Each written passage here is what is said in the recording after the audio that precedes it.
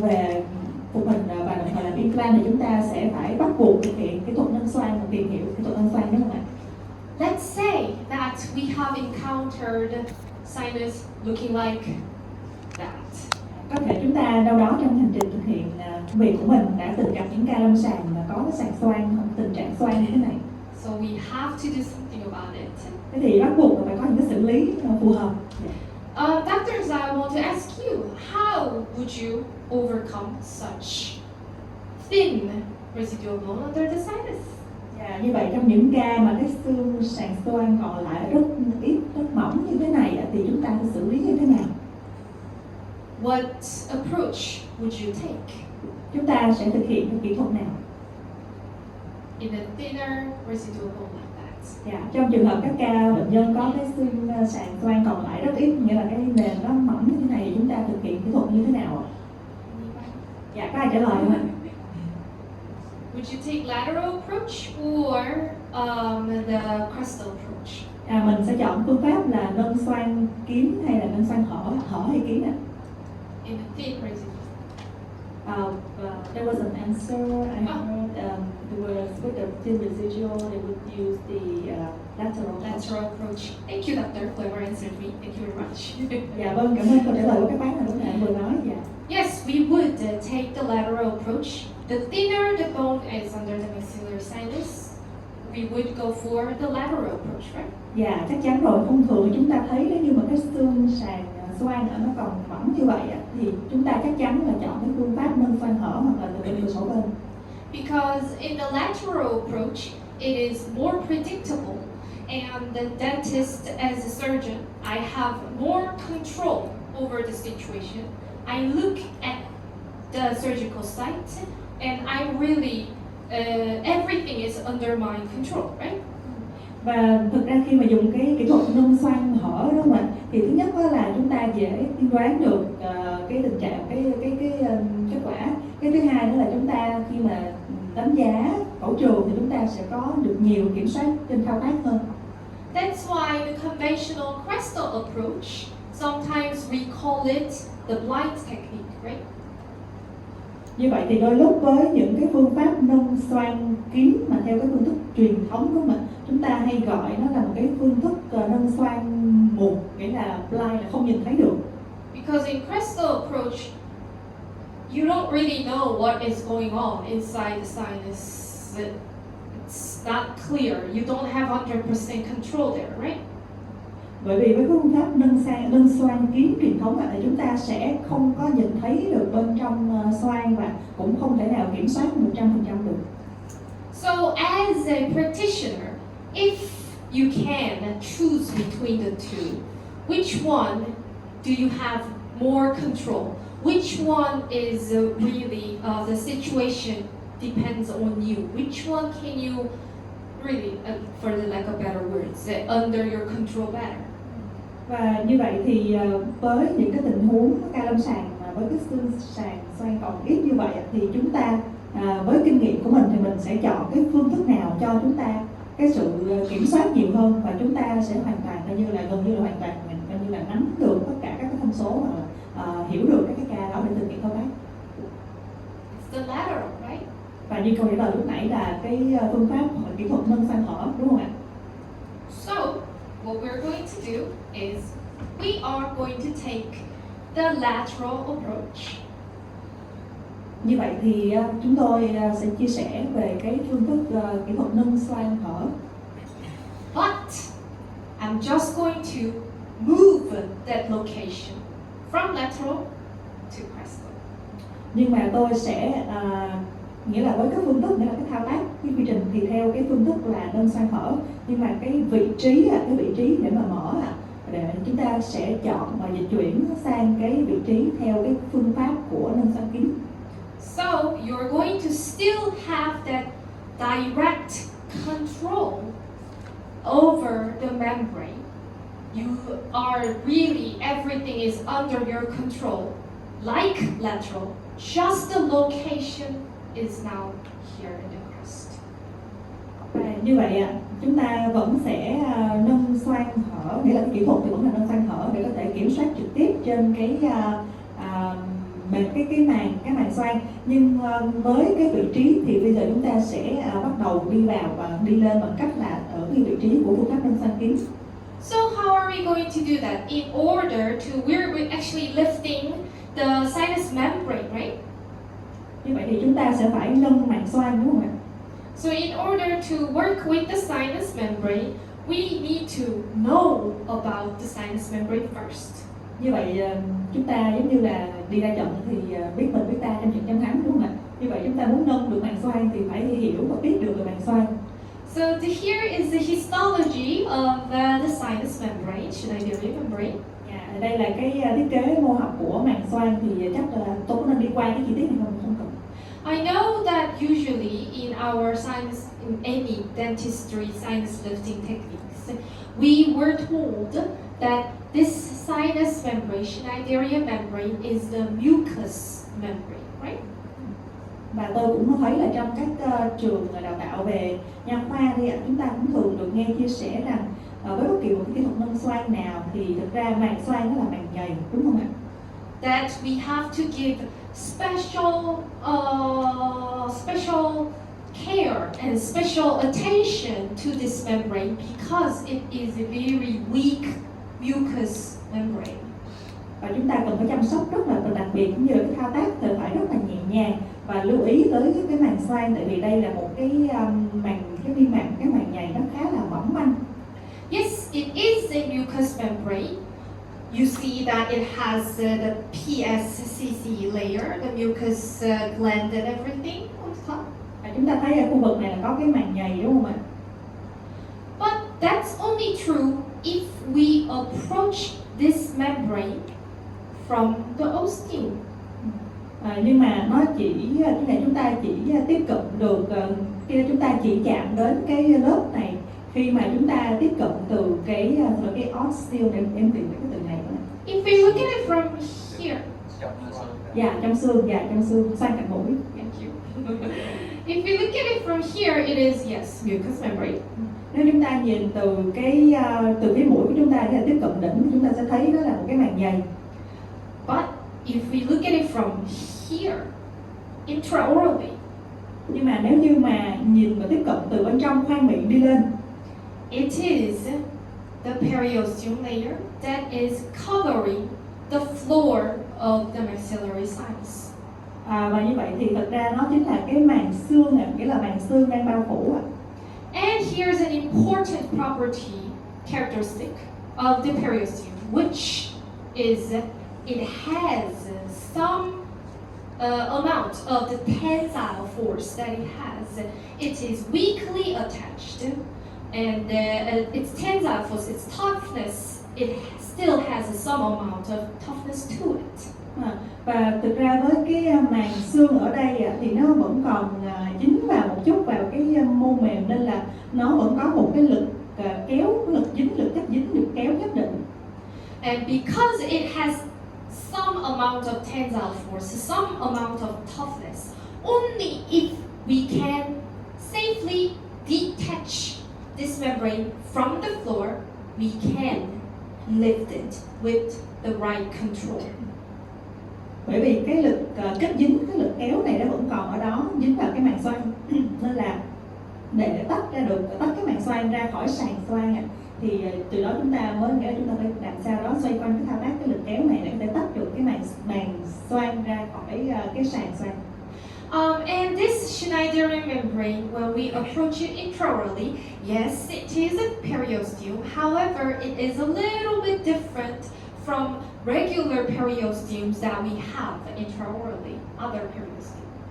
Như vậy thì cái màng xương mà chúng ta tiếp cận từ trong khoang miệng thì nó sẽ rất khác với màng xương ở những khu vực bên ngoài. Here are the differences between regular intraoral periosteum and the Schneiderlin membrane. Và đây là cái sự khác biệt giữa cái màng xương mà tiếp cận từ bên trong khoang miệng. Comparing to the regular periosteum intraorally, Schneiderlin membrane does not or has very little sharp-edged fiber. So với những cái loại màng xương khác bên trong khoang miệng thì cái màng Schneider thì nó có một cái loại sợi gọi là sợi Sharpei. which means because it lacks of the Sharpase fiber, this periosteum, this membrane, is not as strongly anchored to the floor of the bone. Như vậy thì cái màng xương ở khu vực Snyder này nó gần như là không có hoặc là rất là ít sợi Sharpase, nên là cái độ kết dính của cái màng xương ở khu vực này với cái sàn xoang nó sẽ lỏng lẻo hơn. It is loosely attached on the floor of the sinus. Và lúc đó thì cái màng xương nó sẽ, người nghe nói là nó có độ kết dính nhưng mà nó lỏng hơn, và kết dính với sàn xoang thì nó vẫn lỏng hơn. So we can safely detach it. Nên là có thể bóc tách an toàn. Also, it says, the papers say that the Schneiderian membrane has some elasticity. Và đồng thời ở trong một vài cái nghiên cứu đã công bố thì có cho thấy rằng cái màng xương Schneider là có một cái độ đàn hồi nhất định. It can be expanded up to 30%. Và có thể được kéo giãn lên đến 30%. So we can lift it and put the grafting materials inside. Still, it's going to have a little bit of elasticity. It's going to still have that, it's going to house everything. Và khi chúng ta nâng màng xoang lên, đúng không ạ, thì chúng ta vẫn có thể đẩy vật liệu ghép xương vào, và đồng thời nó vẫn có thể giữ lại một cái độ đàn hồi nhất định. Do đó là nó sẽ tạo ra một cái vỏ bọc ôm lấy cái vật liệu chúng ta vừa ghép vào, đồng thời là cái thiết bị nâng xoang. Another very important property is that the attachment force of this membrane is not even everywhere. What I mean is somewhere it is more firmly attached. The other places maybe it's a little more loosely attached. You cannot tell where it is more angled or less anchored. Và với cái màng xương đặc biệt này thì tôi có nói là nó không có lực kết dính, đúng không ạ? Thì ở một vài điểm trên cái màng xương đó nó có cái lực kết dính mạnh hơn những điểm khác, nhưng chúng ta không thể xác định được cái vị trí nào thì nó có lực kết dính mạnh hơn hoặc là yếu hơn. So we did talk about the first and the second points, where the attachment force is compared to regular periosteum. Attachment force is not that much strong, so yes, we can detach it. Second, yes, it's going to expand a little bit, but somewhere it's hardly anchored. The other place it's loosely anchored. So the only question here is, how are we going to predict where and how much we're going to detach that membrane? Và như tôi nói thì cái lực kéo đó nó không có quá mạnh, nó vẫn có một cái sự lỏng lẻo nhất định để chúng ta có thể tách ra, và đồng thời chúng ta cũng có thể nâng lên, nhưng mà nó sẽ không có cố định được một cách chắc chắn. Như thế thì làm sao chúng ta có thể dự đoán được, thứ nhất là chúng ta nâng lên ở vị trí nào, cái thứ hai là chúng ta có thể nâng lên bao nhiêu. If we would just focus on detach the membrane itself, it would be difficult because somewhere it's hardly anchored, somewhere it's loosely anchored. You don't know. Và nếu như tập trung hoàn toàn vào cái việc tách màng xương ra như vậy thì rất khó, tại vì thứ nhất là chúng ta không biết được cái điểm, như tôi nói lúc nãy là không biết được cái điểm ở vị trí nào thì nó có lực kéo mạnh, và có ở vị trí nào thì nó có lực nghĩa là cái lực kết dính mạnh hoặc là yếu. But instead of detaching the membrane directly, if we create this little bit of bone block, which is still attached to the membrane, it wouldn't create any problem. Tuy nhiên, nghĩa là thay vì đơn thuần là muốn tách ra hoàn toàn, chúng ta có thể giữ lại một cái khối xương, một cái bone block như thế này, và cái khối xương đó nó vẫn còn dính vào cái màng xương, và vẫn có thể giúp chúng ta nâng xoang lên được dễ dàng. Think about it, doctors. In the conventional crestal approaches, whatever you use, somersault diatoms or hydrophilic the water balloon or whatever. In the conventional crestal approach of the sinus lifting, they are all focused on how they are going to safely remove all the bones.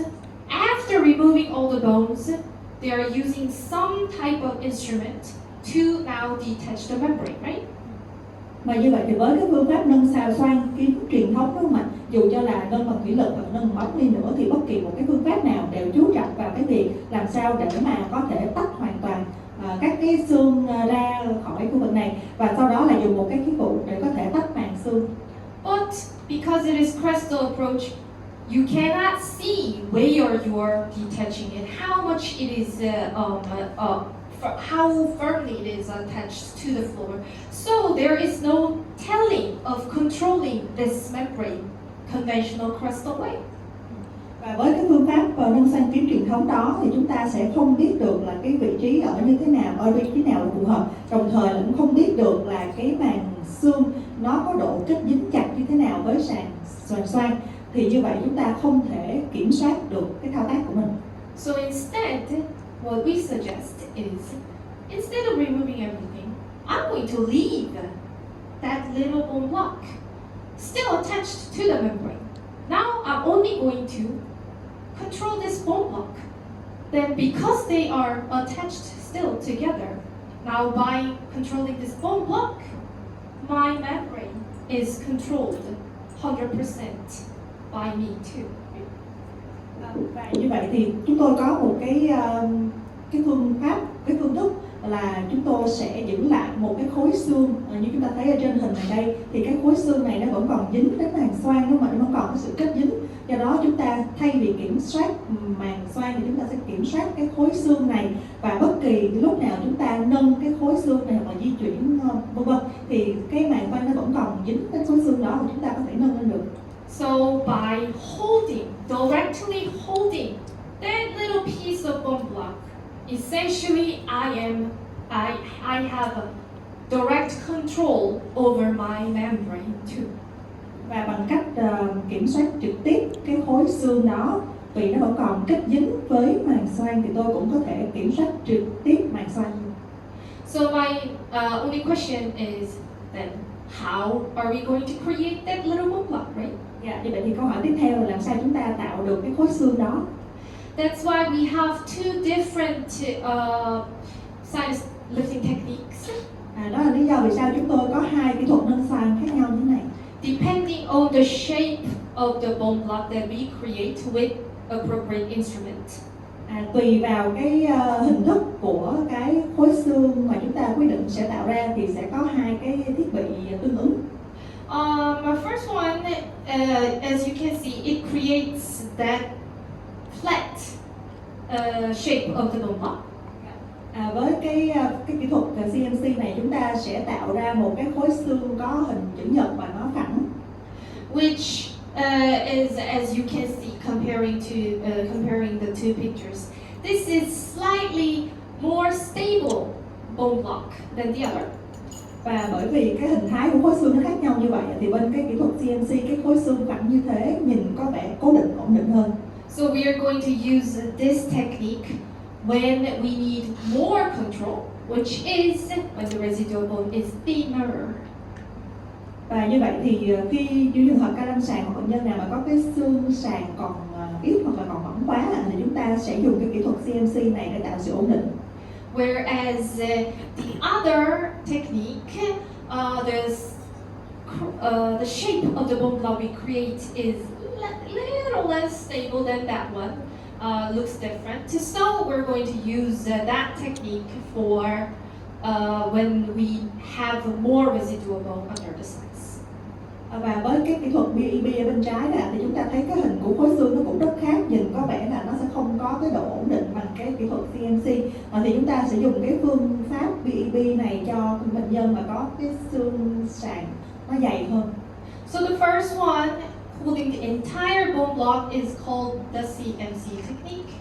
Và quay trở về với cái hình bên phải này, nếu như mà cái khí cụ chúng ta sẽ giữ cố định hoàn toàn nguyên một cái miếng xương như thế này luôn, cái khối xương như thế này luôn, chúng ta gọi là kỹ thuật CNC. Holding a little smaller bone fragment is called the BEB sinus bump. Và cái kỹ thuật ở bên trái thì chỉ giữ một miếng khối xương nhỏ hơn thôi và cái hình thái nó cũng khác thì gọi là kỹ thuật BEB sinus bump. Two different techniques have different advantages and different indications, so I'm going to talk about that. Hai kỹ thuật này sẽ có những cái lợi ích cũng giống như là những cái lưu ý riêng, nên tôi sẽ chia sẻ vào từng kỹ thuật. I'm going to show the video later, not now. Tôi sẽ mở cái video cho các bác sĩ xem so sánh sau chứ không mở bây giờ. So let's start with the CNC technique, the biomechanics of the CNC techniques. Chúng ta sẽ đi đầu tiên là cái kỹ thuật nâng xoang CNC. First, the name suggests a name is short for the Crestal approach with membrane control. Cái chữ CNC có nghĩa là nâng xoang kiếm tiếp cận đỉnh với kiểm soát màng xoang. So as the name suggests, even though the location is crestal, but just like the lateral, we have full control over the membrane. Và mặc dù cái tên đây gọi là tiếp cận đỉnh, nhưng mà chúng ta vẫn có thể có được cái kiểm soát hoặc là cái quan sát tương tự như là phương pháp nâng xoang hở bằng cách chúng ta kiểm soát màng xoang. And supposedly this technique is used when the residual bone is less than 4 millimeters or so. Và như tôi nói lúc nãy thì kỹ thuật CNC này để nâng xoang với những trường hợp xương sàn còn lại khoảng ít hơn 4 mm. So this is a 100% replacement of the classic lateral approach. Như vậy phương pháp này là cái phương pháp thay thế phương pháp nâng xoang hở truyền thống. So this technique, as you can see, it is specially designed for minimally invasive implant treatment. Dạ, như vậy chúng ta thấy cái kỹ thuật CNC được thiết kế chú trọng vào xâm lấn tối thiểu.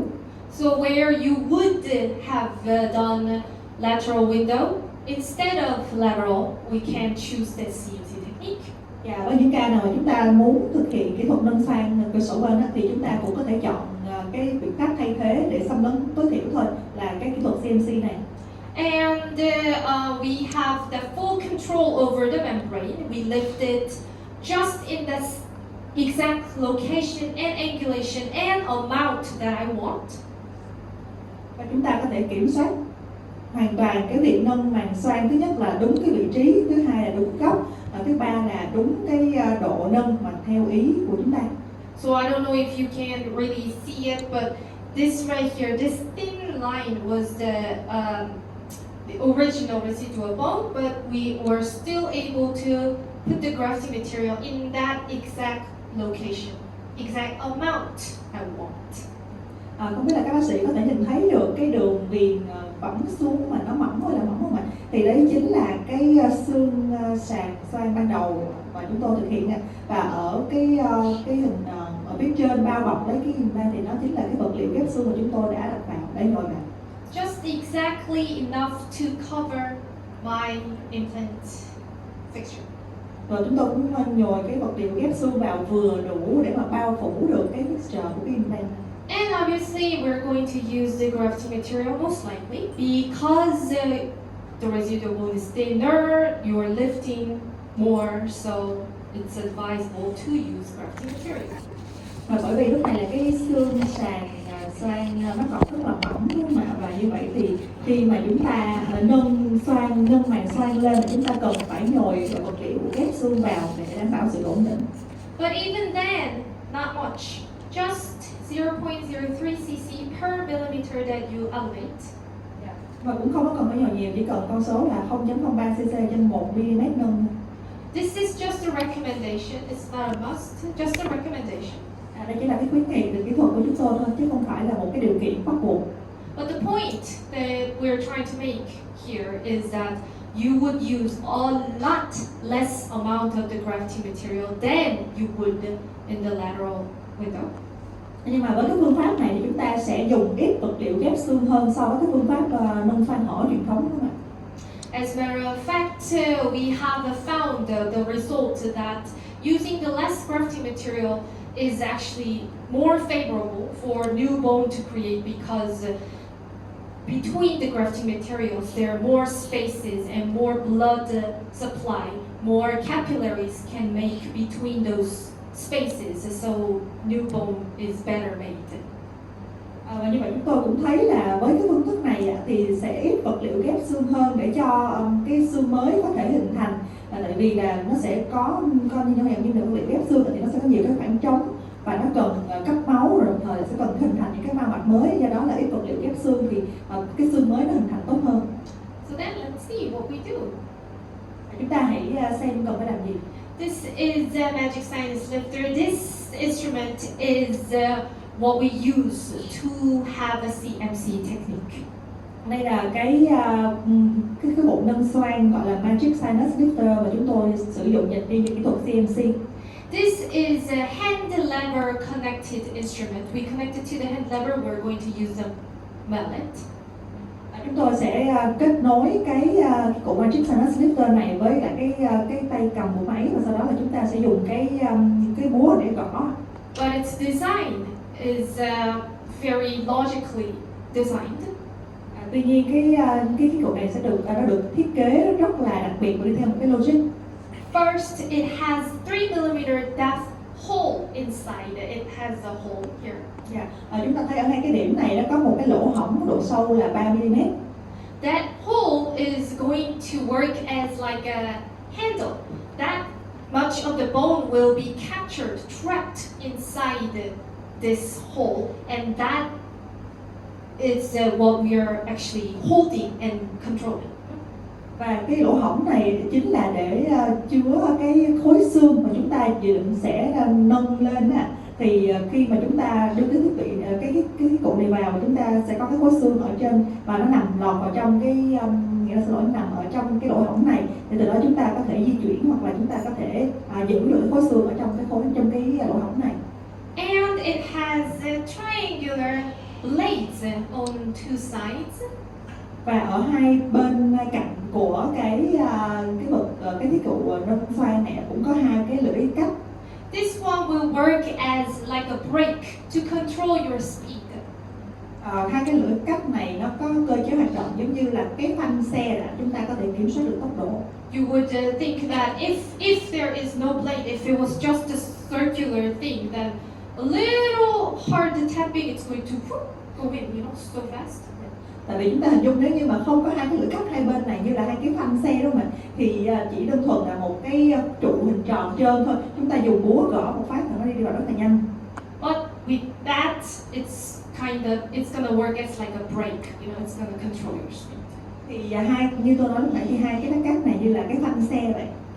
And at the tip, it has the circular blade. This right here, the circle, is actually what's going to cut the bone through. It's going to create a circular bone block.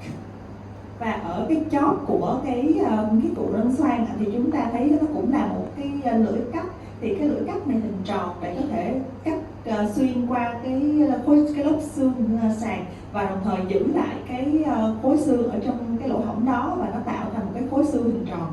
So remember how I said in that 3mm depth hole, the bone is going to get captured inside that hole and we're going to control that. Lúc nãy tôi có nói là ở cái lỗ hổng có độ sâu 3mm thì chúng ta thấy là cái xương nó sẽ nằm gọn trong cái lỗ hổng đó để chúng ta có thể cố định được. That's how it's going to work. In the cross section like that, it has a 3mm depth hole and the bone will be captured inside this hole and it gets stuck, and by moving this, now I'm really moving, manipulating, controlling the membrane and the bone block together. Và đây là cái hình về mặt cắt theo chiều dọc để chúng ta thấy được bên trong cái lỗ hổng đó thì khi mà đưa lên cái xương sàn nó cắt xuyên qua xương như thế nào, và đồng thời cái khối xương nằm ở trong cái lỗ hổng đó theo đúng cái chiều sâu là 3mm. Thế lúc này khi mà cái khối xương nằm ở trong cái lỗ hổng này rồi thì tôi mới bắt đầu di chuyển cái cụ nâng xoang để tôi có thể dần dần nâng xoang lên. But you can imagine that because this depth is 3mm, if you have more bone, 3mm or more, obviously this instrument cannot go in physically, right? Tuy nhiên như tôi nói là cái cụ này chỉ dành cho những cái độ dày, cái độ sâu của xương sàn xoang còn rất là ít, rất là mỏng thôi, còn 3mm thôi. Thế nếu như mà chúng ta đưa vào và chúng ta thấy là cái xương sàn nó sâu hơn, nó còn sâu hơn 3mm thì thực sự là cái cụ này nó không có hiệu quả. That's why we're going to remove everything until there's 2mm or less of the bone, and then apply this instrument. Như vậy thì trước khi chúng ta sử dụng cái cụ mà tạo ra khối xương để nâng xoang này thì chúng ta sẽ phải loại bỏ những cái xương còn lại, đảm bảo rằng là cái độ sâu của khối xương từ ở bên trong cái lỗ hổng trở lên mặt bề mặt chỉ đúng là 3 mm thôi. So that's the first biomechanics, and here's the second. Đó chính là cái cơ chế cơ sinh học đầu tiên, và tiếp theo đây là cái cơ chế thứ hai. So while that much of the bone, 2 millimeters or less, gets captured inside that hole, Khi mà chúng ta đã tạo và giữ được cái khối xương từ 2 mm trở xuống ở bên trong cái lỗ hổng này rồi, we're still going to create the bone block itself with the tip, the circular blade tip, right? chúng ta sẽ bắt đầu tạo cái khối xương ở phía trên bằng cách có những cái lát cắt bạc cắt bên xéo xuống như chúng ta thấy ở trên hình. But that circular blade tip, microscopically, it is slanted. It's not rectangular. It is sloped. Và cái lúc nãy chúng ta nhìn trên hình cái cụ nâng xoang, chúng ta thấy tuy cái chóp của nó là hình tròn, nhưng mà ở dưới cái kính hiển vi, nghĩa là chúng ta soi kỹ hơn về cái chóp của cái cụ đó, thực ra nó là hai cái lát cắt theo hướng xiên xuống như thế này. When you have a sloped, beveled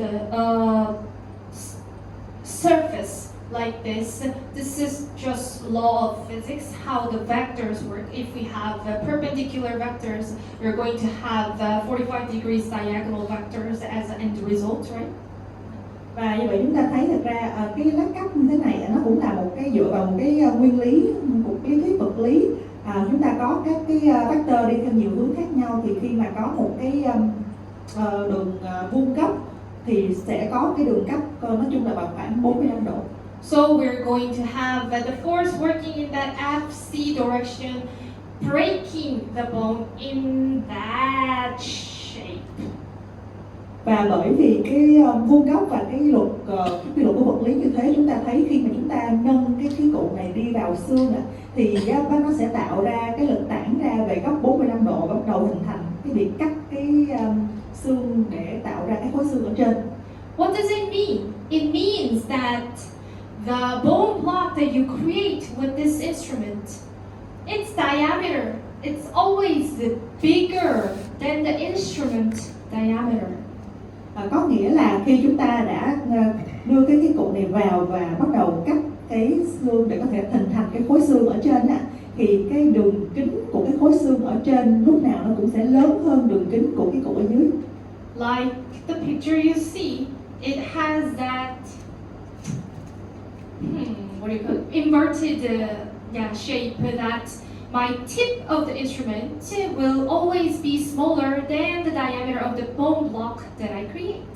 Như hai cái hình ở trên chúng ta cũng có thể thấy là thực ra cái khối xương nó không chỉ là cái hình chữ nhật, mà thực ra nó còn là một cái hình chữ V ngược xuống, đúng không ạ? Thì lúc nào cái đường kính của khối xương ở phía trên nó cũng sẽ lớn hơn cái đường kính của cái cụ ở dưới.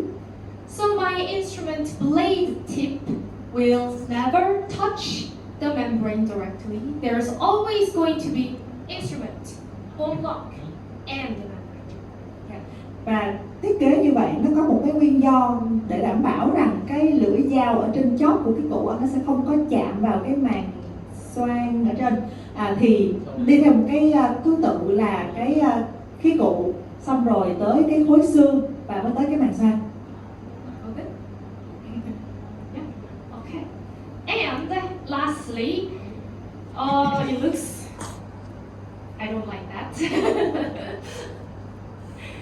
But it's a simple physics formula equation. Dạ vâng, tôi biết là nhìn con số này nó hơi lằng một chút, nhưng mà đây là một cái công thức vật lý. It just simply explains that if your velocity, if the speed that you apply, if that doubles, the force results in works in the power of the two, so it gets 4 times as bigger. Dạ, như vậy có nghĩa là nó giải thích rằng khi mà chúng ta, nghĩa là cái tốc độ chúng ta đẩy cái cụ nâng xoang vào càng nhanh thì cái lực tản lên trên cái màng xoang nó mạnh hơn gấp 4 lần, nghĩa là cái màng xoang chịu một cái lực tác động gấp 4 lần cái lực đẩy. So long story short, it simply means go as slow as you can. Như vậy thì đưa ra một cái lời khuyên là khi mà đưa cái cụ vào chuẩn bị nâng xoang thì nâng càng chậm càng tốt. But I think just saying go slow, go gentle, rather than that, I think it is important to prepare ourselves always to think in the logical way. So we have to think in the law of physics and all these different biomechanics too. Not just from the experience, not just because we thought it's gonna work. No, everything actually depends on very logical, very scientific design, and the formula, it's scientific design. That's what the point that I'm trying to make. Và với cái ý của tôi ở đây nghĩa là thay vì nói những câu nói là làm chậm lại thôi, nhẹ tay thôi, thì tất cả mọi thứ dù cho đó là cái lời khuyên hay nó là đến từ cái kinh nghiệm cá nhân của mình, nhưng mà nó vẫn mang cái cảm tính nhất định, nó không có cái cơ sở về khoa học. Do đó những gì mà tôi đưa ra là tôi muốn khuyên, nghĩa là bên cạnh những kinh nghiệm cá nhân, chúng ta hãy dựa vào các cái nguyên lý, vật lý và cơ sinh học, nghĩa là phải có một cái chứng cứ khoa học để đảm bảo rằng chúng ta thực hiện thao tác của mình không chỉ đơn thuần là về mặt cảm tính. So the protocol itself, what we're going to do is, like I said, as a preparation step, we're going to remove everything until there is only 2 or less of the bone left. It's the first step. Như vậy thì với kỹ thuật CNC chúng ta sẽ cần phải sửa soạn cái sàn xoang đúng không ạ? Nghĩa là chúng ta sẽ phải lấy xương ra cho đến khi cái độ dày, độ sâu cũng chỉ còn lại khoảng nhỏ hơn hoặc bằng 2 mm. And then we're going to apply the magic sinus lifter. Sau đó là sẽ bắt đầu đưa magic sinus lifter vào. Tap in as gently as you can. Gõ nhẹ tay nhất có thể. And then finally when it breaks, as you can see, it's going to create in that bone block shape. Và ở cái bước thứ ba chúng ta thấy khi mà gõ nhẹ rồi và bắt đầu là tách được cái miếng xương ra rồi thì nó sẽ tạo ra cái khối xương như trên hình. And now with that bone block still attached to the membrane, if I just control this bone block, you're controlling the membrane. Và ở cái bước thứ ba này nếu chúng ta tách thành công khối xương thì chúng ta thấy khối xương vẫn còn dính chặt tới màng xoang đúng không ạ? Thì chúng ta có thể kiểm soát trực tiếp màng xoang thông qua khối xương này. And simply just keep gently tapping in until you reach the height you want. Và tiếp theo cái bước thứ tư là tiếp tục gõ nhẹ tay cho đến khi đạt được cái độ cao mong muốn. Of course, put the grafting material afterwards. Bước thứ 5 là nhồi thêm vật liệu ghép xương. And place the fixture with motor. Rồi cái bước thứ 6 cuối cùng là dùng cái motor để có thể cấy cái magic FC vào. And again, here is the same story, especially in the thin residual bone, like this case. It is more favorable to gain enough initial stability because of the thread shape. Và đặc biệt là với những ca mà cái xương sàn xoang còn lại rất ít như thế này, với những cái gen của Magic FC thì có thể giúp chúng ta có được cái ổn định ban đầu vừa đủ. So I do want to share the video. Và tiếp theo thì tôi muốn chia sẻ cái video. So there you go. Các bác chờ một chút ạ. This is actually, I think this is the hands-on. Đây là một cái video thực hành.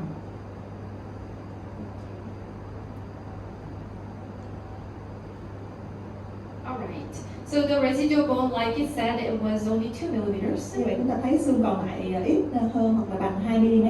And because the residual bone is already 2 millimeters, there was no need for more removal, so we just straight apply the sinus lifter. Như vậy cái độ sâu của xương sàn còn lại là 2 mm là đủ rồi, vừa đủ rồi, chúng ta không cần sửa soạn thêm nữa và có thể trực tiếp thao tác. So you will see that, well, it doesn't, it didn't go in. Then what you can do is just a little bit of indentation, not removing, just indentation. Nhưng mà chúng ta thấy là với cái thao tác bằng tay thì nó chưa có đủ lực để tạo được cái dấu cái lỗ hổng đúng không ạ? Thì bây giờ với máy chúng ta sẽ tạo ra một cái lỗ hổng vừa phải thôi để có một cái khoảng mở ra để chúng ta thực hiện thao tác tiếp theo. So just simple indentation, weaken the bone, and we're going to apply the sinus lifter. Làm mỏng, làm mở mềm cái kết cấu của xương khu vực này ra để chúng ta có thể bắt đầu đưa cái cổ nâng xoang vào. Okay, and then our gentle tapping. và chúng ta thấy là gõ nhẹ tay thôi. And I believe you can see that it slowly advances, right? Và các bác thấy là nó đang đi dần dần vào, đúng không ạ? So you just go ahead until you reach the desirable height. Chúng ta cứ tiếp tục gõ cho đến khi đạt được cái độ sâu mong muốn. And then you're going to remove the sinus lifter. Và sau đó sẽ nhấc cái tháo cái cây sinus lifter này ra. The same story as the magic split. When we apply this magic sinus lifter, this blade on the side, we always want the blades to be positioned in mesial distal direction. Một lần nữa cũng tương tự như là với cái trường hợp mà lúc sáng chúng ta làm kỹ thuật cái magic FC đó, thì với cái magic sinus lifter này chúng ta cũng đặt hai cái hướng của hai cái mũi cắt, hai cái lát cắt nó đi theo cái hướng gần xa, mesial distal distance. Because the bone filaments, the osteomes, they run in that mesial distal direction. I want to follow that. Dây chằng nó kéo theo cái chiều dọc như thế này nên chúng ta sẽ đi theo cái hướng của dây chằng. So when you remove it too, you should tilt the instrument in the mesial distal direction a little bit to remove that instrument. Chúng ta khi mà muốn lấy cái cây sinus lifter này ra thì cũng có thể nhấc nghiêng qua nghiêng lại theo cái hướng của hai cái lưỡi cắt đó, để có thể lấy được dễ dàng hơn. Like so. Như cái hình này đang làm chuẩn bị để lấy cái sinus lifter ra. But the video shows you. Let me go back there. Tôi quay trở lại cái vị trí này, chúng ta nhìn được rõ hơn. The bone block that I created. Cái khối xương là được tạo ra bởi cái sinus lifter đấy ạ. You see how the instrument and the fragment of the bone block size is bigger than the instrument size. Và cái hình này là cái hình mà chúng ta thấy được rằng là cái khối xương, cái đường kính nó to hơn cái đường kính của khí cụ, đúng không ạ? Anyway, that's what we're doing and removing it. Và bây giờ chúng ta chuẩn bị nhấc cái cây sinus lifter này ra. Alright. Slowly. Làm chậm thôi ạ. And then of course we're putting the grafting materials in. Sau đó là nhồi vật liệu ghép xương vào. And we can use, this is something called the bone pusher. This is not lifting nothing. It has no blade. Just to distribute the grafting material inside. Đây là cái thiết bị chúng tôi gọi là cái cây nhồi xương, thì chủ yếu là để có thể phân bổ và nhồi các cái xương, cái vật liệu ghép xương vào bên trong cái huyệt một cách đều, phân bổ đều hơn bên trong chứ không có tạo ra lỗ sâu gì hết. Just like that, and we are placing the implants. Sau đó là cái implant vào huyệt.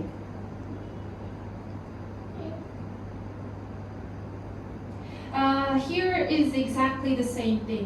Most likely you wouldn't have high torque value because the residual bone is very thin. Và như vậy khi chúng ta cầm cái kềm thoát thì chúng ta sẽ thấy là cũng không có giá trị thoát lớn được đâu, tại vì cái xương sàn rất là mỏng. But even then, because of the thread shape, it's going to give you enough initial stability. Please do not try to gain a certain amount of the initial torque value. Nhưng mà lúc chúng ta đã đưa được cái implant vào rồi thì cái ren nó đã tạo được cái ổn định ban đầu rất tốt rồi, nên chúng ta nhớ là cũng đừng cố gắng tác động thêm lực để tăng thêm cái lực thoát làm gì cả. So then why don't I, that's it, so why don't I share some,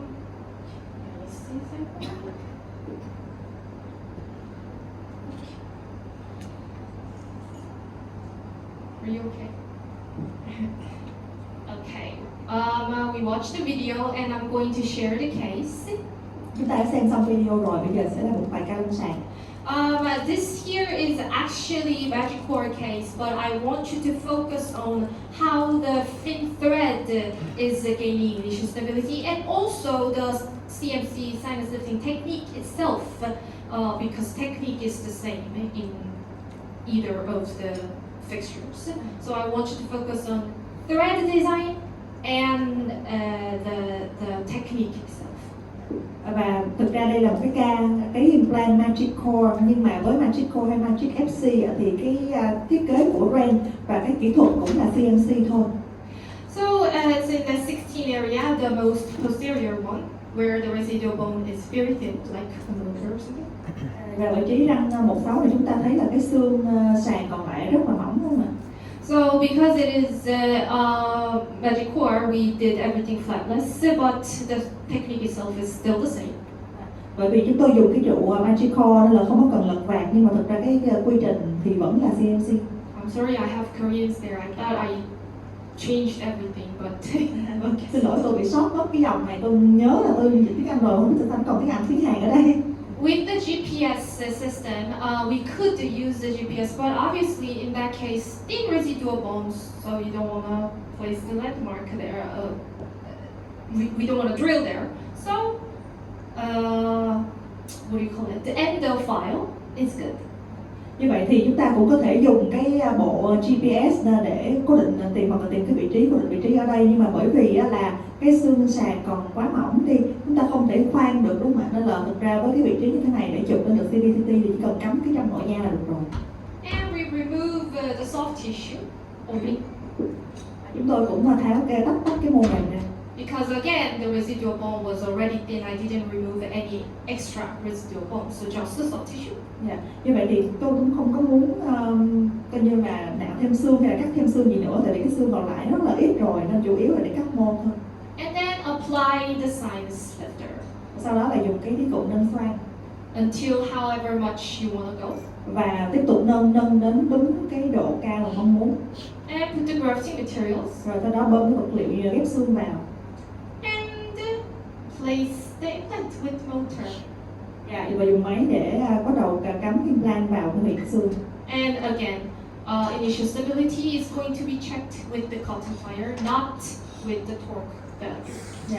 Và một lần nữa chúng ta muốn kiểm tra cái ổn định ban đầu thì sẽ dùng cái kềm mà chứ không có dùng cái kiểm tra lực thật. So as you can see, even though it was very thin residual bone to begin with, I was still able to gain enough initial stability with the fin thread. Mặc dù chúng ta với ca này đánh giá lại, chúng ta thấy là xương sàn xoang còn rất là mỏng nhưng mà vẫn có được cái ổn định ban đầu rất tốt bởi vì cái thiết kế của ren. And the exact location and the amount of the lifting. Và vẫn có thể cấy được vào đúng cái vị trí mong muốn, cũng giống như là nâng được đúng cái độ cao mong muốn. Here is the prosthesis with the prosthesis. Đây là cái hình ảnh đã gắn phục hình rồi. There's the radiograph. Đây là cái hình chụp rồi nè. CBCT. CBCT. You can see that the bone remodeling is happening inside the sinus cavity. Chúng ta thấy là hình thành xương mới đang diễn ra bên trong xoang, đúng không ạ? You can see that this is 1 year after the loading, so bone is really changed to the natural bone, not the grafting material anymore. Và như vậy thì đây là cái hình chụp hậu phẫu 1 năm sau khi đã thực hiện phẫu thuật. Thì chúng ta thấy là lúc này xương tự nhiên nó đã bao phủ khá là tốt, cũng không còn mấy vật liệu ghép xương nữa.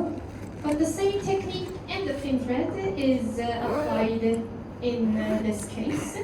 Và cái ca là cái ca thì cũng dùng đúng cái kỹ thuật CNC và dùng đúng cái loại implant có cái ren không?